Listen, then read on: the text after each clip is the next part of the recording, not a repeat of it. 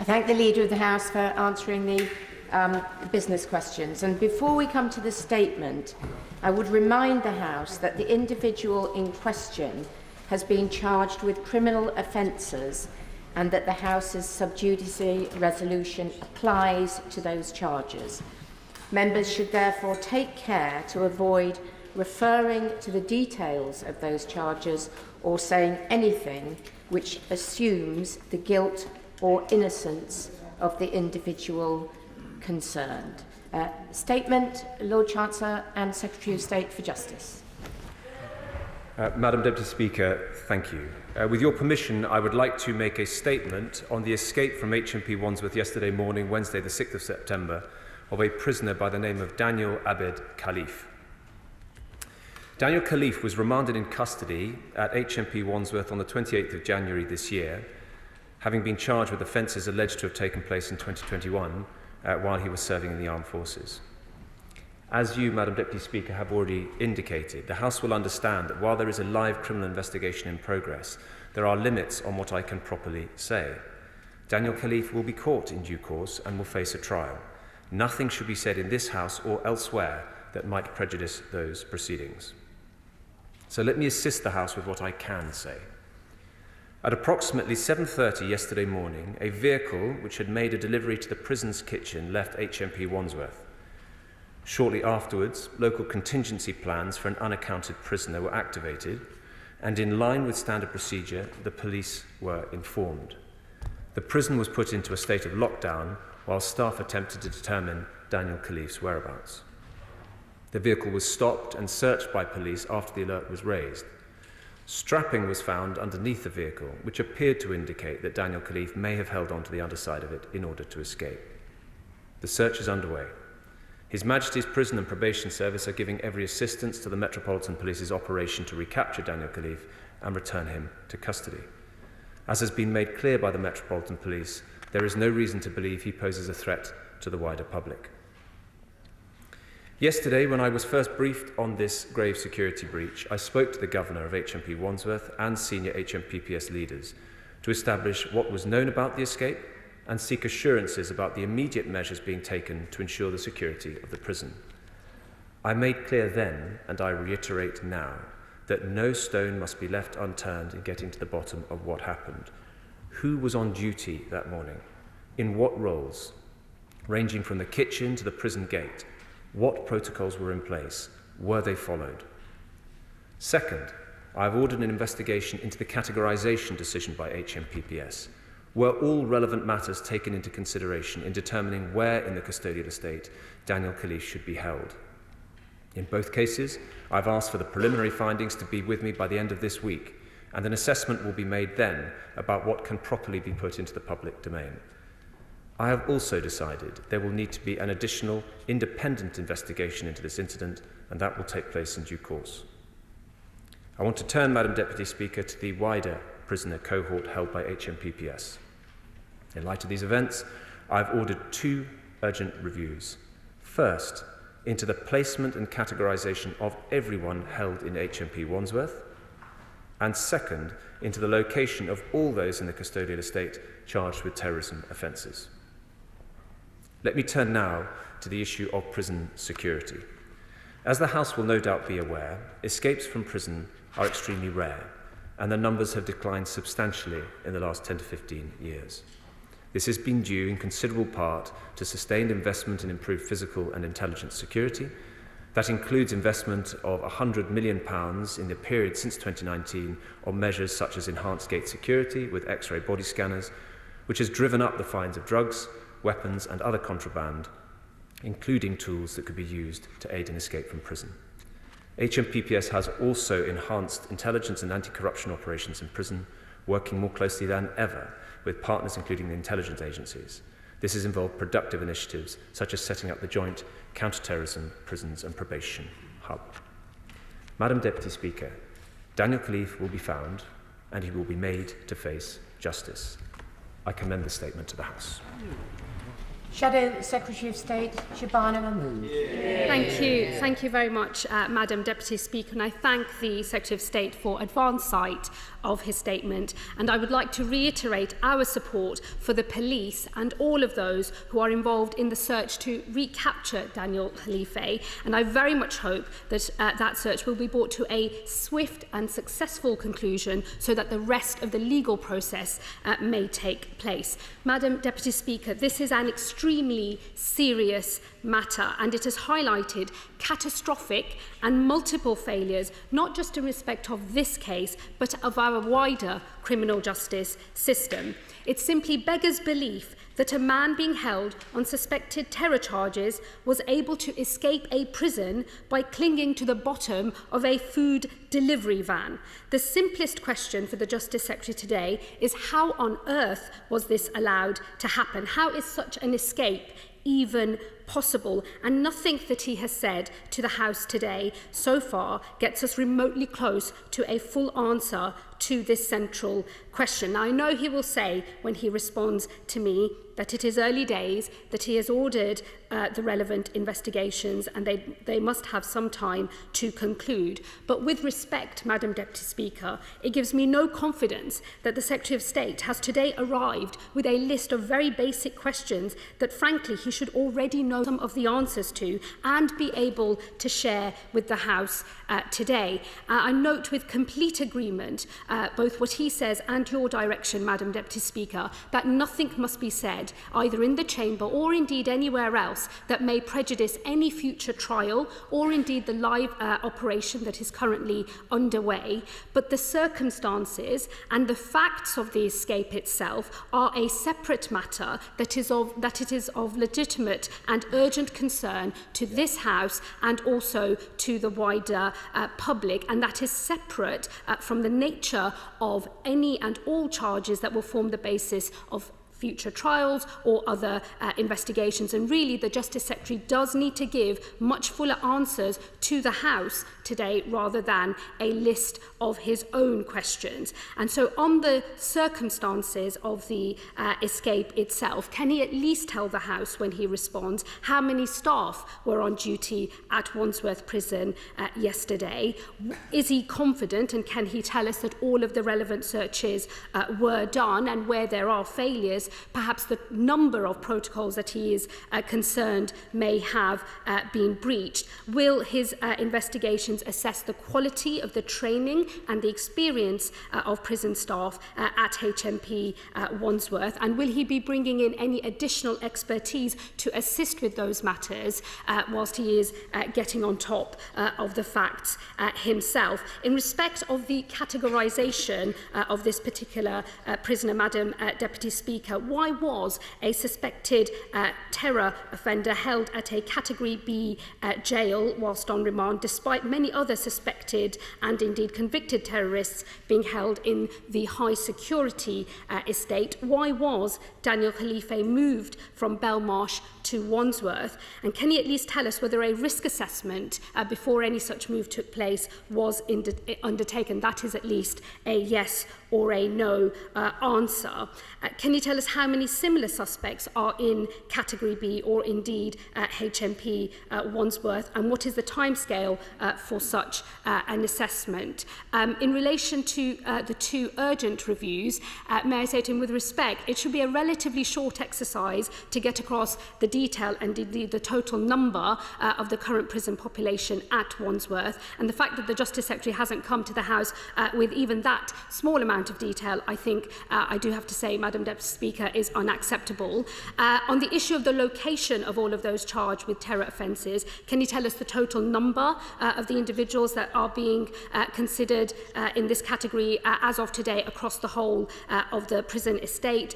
When will that urgent review of those numbers, and I hope he can share the total number, when will that urgent review take place, and I accept he cannot share any details, but does he know the number of individuals that might be of concern and who may need to be moved to a different location given the events of yesterday? On the broader investigation, Madam Deputy Speaker, I note the Secretary of State has ordered a fuller investigation. Can he say anything today in his response to me in relation to the terms of reference for such an investigation? What does he envisage for the timescale for that longer, fuller investigation? And on the matter of independence, can he give us some reassurance as to whether he will make sure that it won't be a case of him and others who are responsible ultimately for this failure marking their own homework? What consideration is he given to the independence and the identity of who might be carrying out that investigation for him?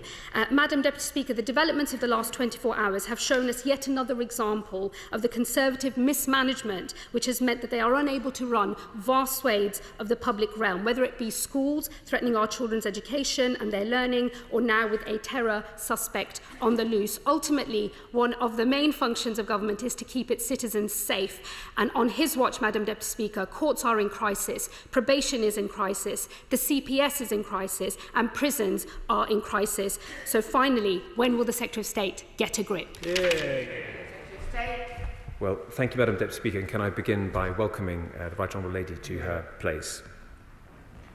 So I will try and address the points that she raises. First of all, it is important to note, and I was pleased to hear her remarks about not wanting to prejudice a future trial. Escape is a criminal offence, so we do need to keep that in mind. She asks about whether there will be inquiries into staff on duty, the quality of training. Absolutely. That's precisely what I have asked to take place. She asks about whether there's additional expertise in place. Yes, that's already in place in Wandsworth at the moment, assisting with the investigation. But as I indicated in my opening remarks, I want to know who was on duty in the kitchens, who was on duty at the gate, what was the protocol that was in place, was it applied, and if it wasn't applied, why wasn't it applied? These are all the questions that I've asked, and she can be assured that they will be answered. On timing, I've already indicated that I want to have the preliminary answers on my desk by the end of this week, and I will then be able to make a decision considering all the relevant information about what can be put into the public domain. But we have to proceed carefully and on the basis of the evidence, and I say that because she raised a question which was factually incorrect. She said, why was he moved from Belmarsh? He was never in Belmarsh. And with respect, it is important that we don't proceed on the basis of misinformation. So I can make that point clear. So I absolutely understand the proper public interest and the proper points that are being raised. That's fine. But if she needs to ask any questions to me on matters of detail, she has my number, she can call. So let me say also, on the issue of who is held in the Category B estate, that is exactly what I have asked, the inquiry that I have asked to take place. In respect of Wandsworth, I think perhaps she's, no discourtesy, I think she may have misunderstood what I was suggesting by means of an inquiry. It's not an inquiry into the number of prisoners in Wandsworth, that's a matter of public record. It's about, are the right people in Wandsworth? And are those Wandsworth prisoners, should they be there or should they be elsewhere? That is what needs to be answered. As for the independence of the investigation, of course that's right, and that's precisely why I've ordered it. So in summary, the position is this. This is a grave incident. She's right about that. The plenty of points she raises are perfectly legitimate, and we will get answers as quickly as possible. But we do need to proceed on the basis of the evidence coolly and calmly, so that when he's called, as he will be brought to justice, and justice will be done. Chair of the Justice Select Committee, Sir Robert Neal. Thank you, Madam Deputy Speaker. Can I thank the Secretary of State for the statement and for his courtesy in giving me notice of it, and actually for the thoroughness and care with which she has characteristically approached this matter. He clearly is going into the detail carefully and in a measured fashion, which is the right approach. Can I congratulate and welcome the Shadow Secretary of State to her post too. The Secretary of State has accepted the need for an independent element, and the Justice Committee has more than once referred to the need to avoid the prison service marking its own homework. Yes. Will he bear in mind in that regard the work that's already been done by Her Majesty's Chief Inspectors of Prison and Probation in relation to Wandsworth and other prisons? They have real expertise, and I hope he will avail himself of those. And secondly, in relation to his wider inquiry into relation to the prison situation, on the face of it, when there has been a significant improvement in gate security, the failure of gate security on this occasion is all the more alarming. It's a matter of record that there is an issue with staffing at Wandsworth, and that there is an issue across the prison service with retaining experienced staff. We have a large number of comparatively inexperienced staff. Evidence submitted to the Justice Committee's inquiry on the prison workforce it demonstrates concern at levels of training in some establishments. Will he make sure that those are fully taken on board as part of a serious review of prison workforce on the back of this? State. Honourable friend is absolutely right to draw attention to these matters. As I've indicated, the inquiry must take its course, and the issue of staffing will no doubt be considered. And necessarily we can't go into a huge amount of detail, but what I can say is, of course, in all prisons, staff take on different roles. And on the specific issue of staffing at the security end of the prison, the positions were staffed. The security posts were occupied. The question is whether protocols applied, and did people do what was expected of them under those protocols. That is something that we need to get to the bottom of very urgently indeed. SNP spokesperson Richard Thompson. Thank you, Madam Deputy Speaker, and can I thank the Minister for the advance sight of his statement and express views from my group that Khalife has soon returned to custody. But leaving aside the quite extraordinary manner of the details of the escape, I think there are some more immediate questions which arise, which is that Mr Khalife may have been believed to pose a low risk to members of the public, but he was clearly considered to or thought to present a considerable potential risk to his service colleagues as well as to national security. So, as such, I think it will strike people as quite extraordinary that it was being held under Category B prison conditions rather than Category A pending any trial. But what is more extraordinary, Madam Deputy Speaker, is that prison inspectors reported concerns in January last year about measures in place at Wandsworth to prevent escapes after finding what they believed to be potential shortcomings in physical aspects of security locally on site. And it was also quite alarming to hear the former head of security at Wandsworth, Ian Asherson, on the radio this morning, saying that on any given day, some 30 to 40% of frontline staff are unavailable for duty at the prison. Now, the Prison Officers Association has highlighted that some £900 million has been stripped out of prison budgets in England and Wales since 2010, which is going to leave more prisons than just Wandsworth overcrowded and under-resourced. So could I ask the Minister, the Prison Officers Association's National Chair this morning has today called for an urgent review of how prisons across England and Wales are run. I appreciate that the Minister has announced 2 separate strands of inquiry from the dispatch box this morning, which I'm sure will be welcomed, but will he expand the scope of his questioning to allow for that inquiry into how the prison service across England and Wales is run in light of these concerns which have been raised? Thank you, Madam Deputy Speaker. Can I deal with this second point first? Because prison officers do an extremely important job, and I will listen very carefully, of course, to what the Prison Officers Association has to say about this matter. I've already had a meeting, albeit predating this incident, as you might expect, and that productive and constructive relationship will continue. Can I deal with this point about categorisation? Because I am very instinctively sympathetic to the point that he makes about why was he in a Category B estate, and that is precisely what I want to have some information about. But we do have to proceed with caution, because although we're not going to look at the details of the specific offences, Section 58, Terrorism Act 2000, is an either way offence. There are other offences which are either way. It is not the case, and has never been since the Terrorism Act of 2000 was created 23 years ago, that everyone charged with Section 58 would be in the Cat A estate. Were that to happen, it would turn the whole system of categorisation on its head.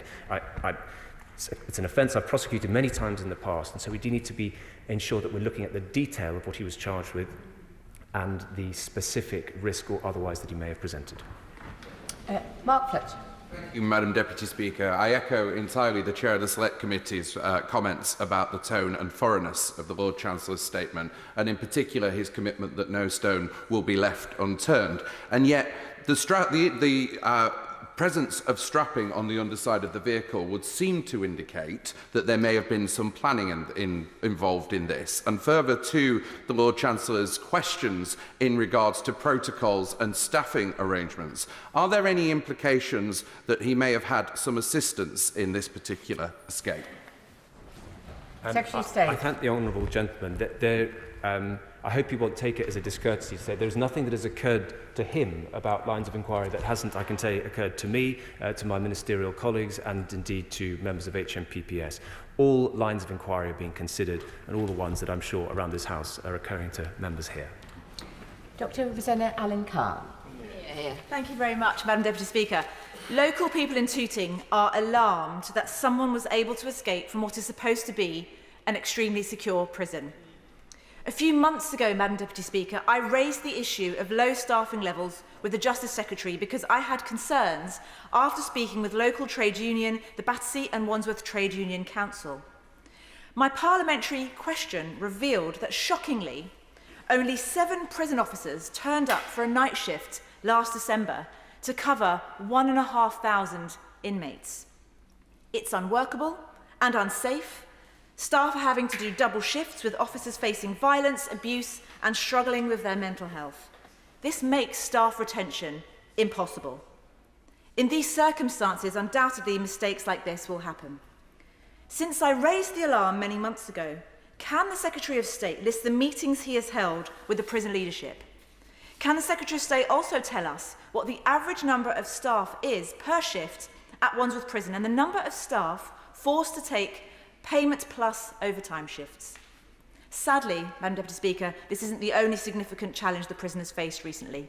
In November, they were without water for 6 days. Prisoners couldn't wash and had to rely on bottled water. This is an endemic problem throughout our public services due to 13 years of Tory mismanagement. School buildings are crumbling, our prisons are overstretched and falling apart, our NHS is under-resourced. When will they get a grip and sort it out? I thank the Honourable Lady for her question. She began by expressing the concern on behalf of her constituents. She's right to raise that. I would invite her and indeed her constituents to consider the remarks from the Metropolitan Police, which is believed to be a low risk to the community, and that's important that we stress that in this House. On the issue of staffing, it is an overriding and overwhelming priority for me to increase numbers, and I'm pleased that the numbers are going up, and of course I want them to go up further, but it's positive, I think, to note that since the 30th of June 2023 there has been an increase of over 700 full-time equivalent, that's band 3 to band 5, so wing officers up to CMs, up to custody managers. That is positive. We have further to go, I entirely accept. But what is also encouraging is that if you look at the resignation rate, that is coming down. So I don't suggest for a second that the work is completed. It's not, and it's perfectly fair for her to raise those points. But we are moving in the right direction. And then the third point, because I do think that this can properly be stressed, the early indications, the preliminary indications, subject to the investigations that I've ordered, are that the security posts were manned in Wandsworth at the time of this incident. So now we need to know, they having been manned, what went wrong. Scott Benton. Thank you, Madam Deputy Speaker. May I welcome the assurances provided by the Secretary of State in relation to the investigations which will now follow. Is he able to update the House on what steps the government is taking to increase security across the prison estate as part of his department's £4 billion investment to increase the number of prison places?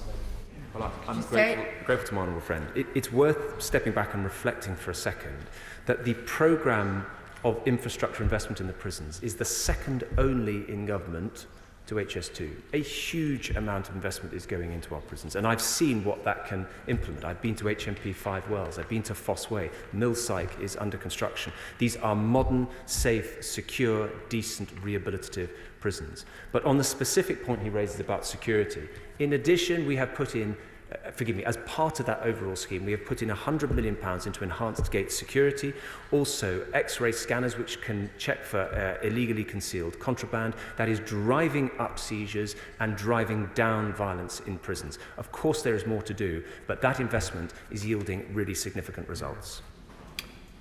Dame Diana Johnson. Thank you, Madam Deputy Speaker. I wondered whether the Secretary of State was surprised that Daniel Khalife was allowed to work in the kitchens, a role that I understand is really for trusted inmates.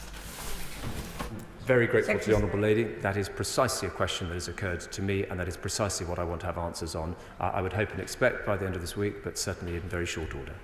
Sarah Olney. Thank you very much, Madam Deputy Speaker. This escape is incredibly serious, leaves many questions unanswered. It was reported by the Metropolitan Police on social media yesterday that the escaped prisoner has links to Kingston.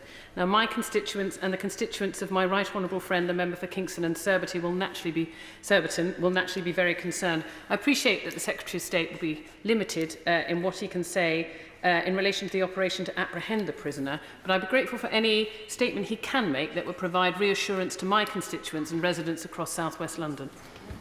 Secretary of State. Very grateful to the Honourable Lady for raising those points on behalf of her constituents. We all have a duty which she will uphold as well as anyone else to ensure that people aren't alarmed, and I would invite her to and indeed her attention and that of her constituents, the remarks made by the Metropolitan Police. Yes, he shouldn't be approached, but he's considered to be low risk and not a larger risk to the wider public. Barry Sherman.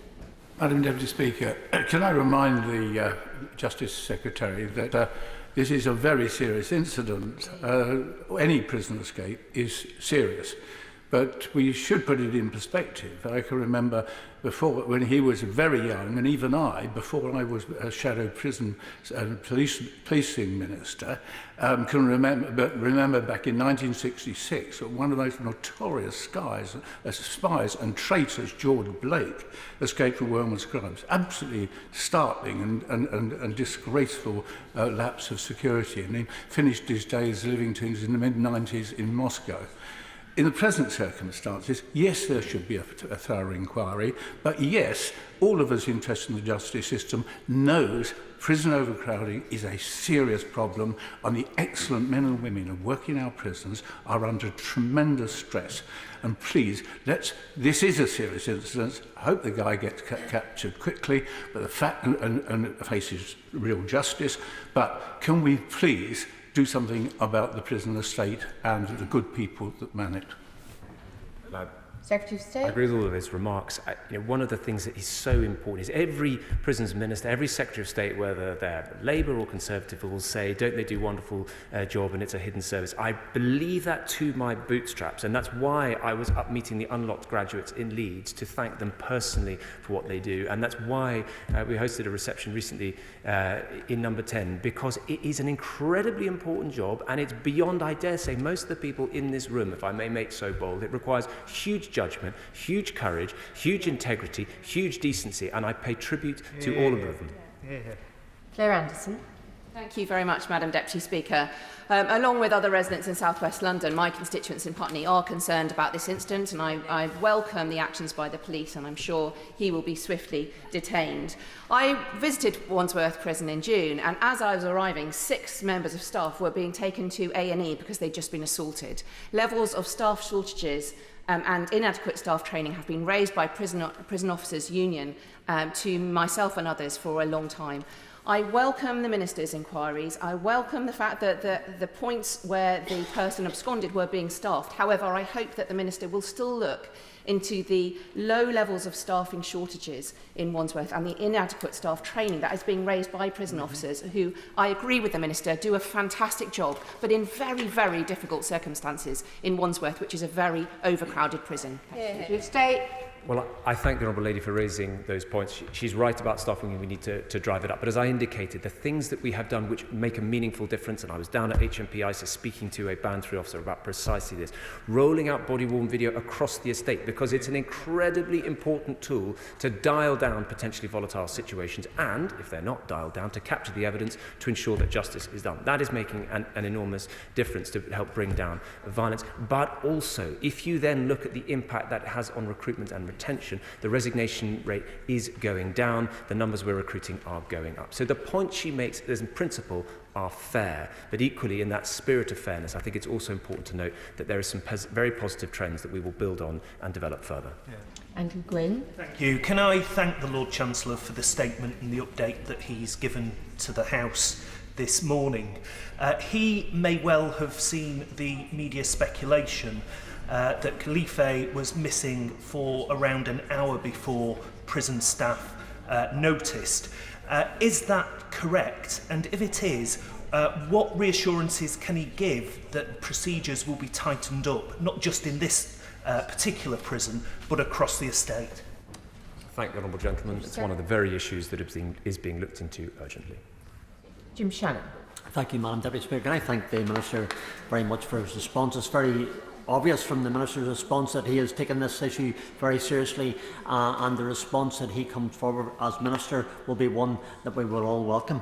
I understand the tremendous pressure which our prison service is under. However, can the Minister confirm that the decision to hold this man, from it would seem, in a low security prison after previous escapes from his other one, it is not to do with space or pressure, but rather an assessment which has turned out to be severely flawed?